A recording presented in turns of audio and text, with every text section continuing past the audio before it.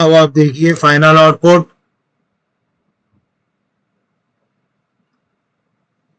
उम्मीद करता हूँ आपको काफ़ी अच्छा लगेगा ये एग्जाम्पल, काफ़ी इंजॉय करेंगे इस एग्जाम्पल को आप। अगर आपको ये एग्जाम्पल अच्छा लगे तो प्लीज़ लाइक एंड सब्सक्राइब करना ना भूले।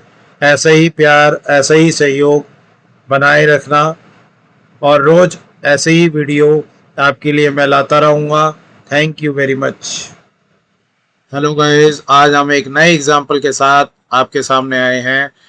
उम्मीद करता हूँ कि आपको काफ़ी अच्छा लगेगा और आप काफ़ी इंजॉय करेंगे इस एग्जाम्पल को।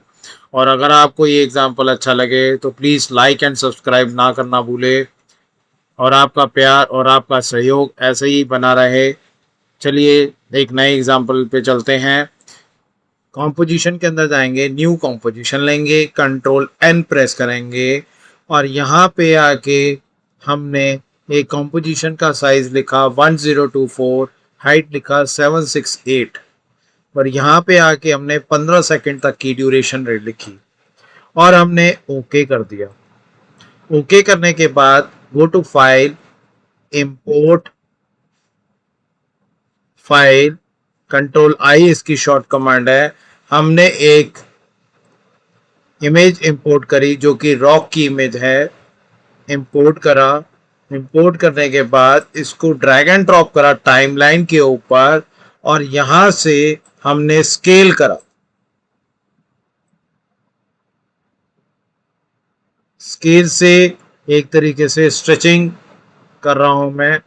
स्केल करा। स्केल करने के बाद अब हमने क्या करना है, लेयर के अंदर जाना है, न्यू के अंदर जाना है और सॉलिड लेयर लेनी है, जिसकी शॉर्ट कमांड है कंट्रोल प्लस वाई। यहाँ पे जाने के बाद मेक कॉम्प साइज पे क्लिक करना है, ओके करना है। ओके करने के बाद विंडो में इफेक्ट एंड प्रीसेट्स पे जाना है। इफेक्ट एंड प्रीसेट्स पे जाएंगे तो यहाँ पे हम लिखेंगे फ्रैक्टल नॉइस। फ्रैक्टल नॉइस, ये फ्रैक्टल नॉइस आपको मिलेगा नॉइज एंड ग्रेन के अंदर। फ्रैक्टल नॉइस को उठा के हम ड्रैग एंड ड्रॉप करेंगे डार्क ग्रे सॉलिड 1 पे। अब यहाँ आप देख सकते हैं कि फ्रैक्टल नॉइस की सेटिंग प्रॉपर्टीज ओपन हो रखी है। यहाँ पे जाके हम डायनामिक प्रोग्रेसिव लेंगे, यहाँ पे आके स्प्लाइन लेंगे, यहाँ पे आके कॉम्प्लेक्सिटी को 1 कर देंगे, और एवोल्यूशन के वॉच टाइम पे क्लिक करके इस इंडिकेटर को आगे की तरफ मूव करके यहाँ पे एवोल्यूशन कर देंगे 12। तो आप देख सकते हैं कि ये इस तरीके से एनिमेट हो रहा है। उसके बाद हमें कहा जाना है गो टू लेयर, न्यू, और यहाँ पे आके फिर सॉलिड लेयर लेनी है, कंट्रोल प्लस वाई इसकी शॉर्ट कमांड है। मेक कॉम्प साइज पे जाके यहाँ पे लेयर पे जाके न्यू में जाके अब कॉम्प साइज सॉलिड लेयर नहीं लेनी है अब आपको लेना है एडजस्टमेंट लेयर, जिसकी शॉर्ट कमांड है कंट्रोल ऑल्ट वाई। इस चीज का ध्यान देना कि आपने अब सॉलिड लेयर नहीं लेनी है, आपने एडजस्टमेंट लेयर लेनी है, जिसकी शॉर्ट कमांड है कंट्रोल ऑल्ट वाई। ये हमारे पास एडजस्टमेंट लेयर आ गई है। अब यहां पे आके हमने लेना है कॉस्टिक। कॉस्टिक लेने के बाद इस कॉस्टिक को एडजस्टमेंट लेयर के ऊपर हम ड्रैग कर देंगे, और यहां से आपके पास कॉस्टिक की प्रॉपर्टीज आ गई हैं। तो यहाँ पे वाटर पे जो है, वाटर सरफेस पे नन पे जाके यहाँ पे डार्क ग्रे सॉलिड 1 ले लेंगे, और इस जो आपका रॉक वाली इमेज थी उसको हम सेंटर में रखेंगे। देखिए इस तरीके का इफेक्ट आपके पास आ रहा है। उसके बाद डार्क ग्रे सॉलिड जो आपने जहाँ पे फ्रैक्टल नॉइस डाला था उसको सिलेक्ट करके लेयर के अंदर आपने प्री कॉम करना है। मूव ऑल एट्रीब्यूट पे क्लिक करके ओके करना है। तो आपके पास देखो इस तरीके से वाटर का एक इफेक्ट बन के आ गया। कितना अच्छा और बेहतरीन देखिए वाटर का इफेक्ट आपके पास आ रहा है। उसके बाद अब आपको क्या करना है, आपको एक फिश की इमेज लेकर आनी है जो कि पीएनजी इमेज है। आपने एक फिश की इमेज ली, इंपोर्ट करी, यहां से हमने इंपोर्ट कैसे करेंगे, go to file, import file, control I इसकी शॉर्ट कमांड है। यहां से हमने फिश की इमेज ली, इस इमेज को उठा के हमने यहाँ पे ड्रैग करा, इसको यहाँ पे रखा, इसको थोड़ा स्केल को हमने थोड़ा सा कम करा इसके स्केल को। उसके बाद हमने क्या करना है, ये पपेट पिन है आपके पास जिसकी शॉर्ट कमांड है कंट्रोल प्लस पी।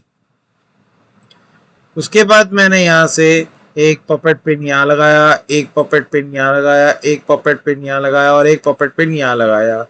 अब जब यहाँ पे हमने पपेट पिन लगाया तो अब यहाँ पे जो पपेट पिन हमने लगाया था उसके डिफॉर्म पे यहाँ पे पपेट पिन देखिए लगा हुआ है। अब यहाँ पपेट पिन 1 पे जाना है, पपेट पिन 2 पे जाना है। तो बाय डिफॉल्ट यहाँ पे आप देख सकते हैं puppet pin 2 and puppet pin 1 ये की फ्रेम में लग जाता है। इस की फ्रेम बहुत आगे लगा हुआ है, इसको यहां ले आओ। उसके बाद अब आपको क्या करना है, आपने इसको यहां से ऐसे ड्रैग करना है, ये देखिए, और यहां आके इसको यहां ऐसे कर दीजिए। ये देखिए विंग्स देखो इस तरीके से मूव हो रही हैं। अब इसी को ही कॉपी करके आगे की तरफ कुछ फ्रेम छोड़ के पेस्ट कर दो, जैसे कि देख सकते हैं आप।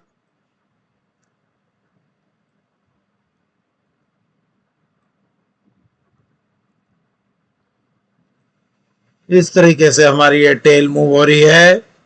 अब आपको क्या करना है, अब आपने जो फिश ली थी उसी लेयर पे हूं मैं। अब यहाँ पे पोजीशन होगा आपके पास, ये आपके पास पोजीशन है। क्लिक करा कि ये मेरा स्टार्ट पॉइंट है और यहाँ तक हमने इसको दिखा दिया कि ये मेरा एंड पॉइंट है।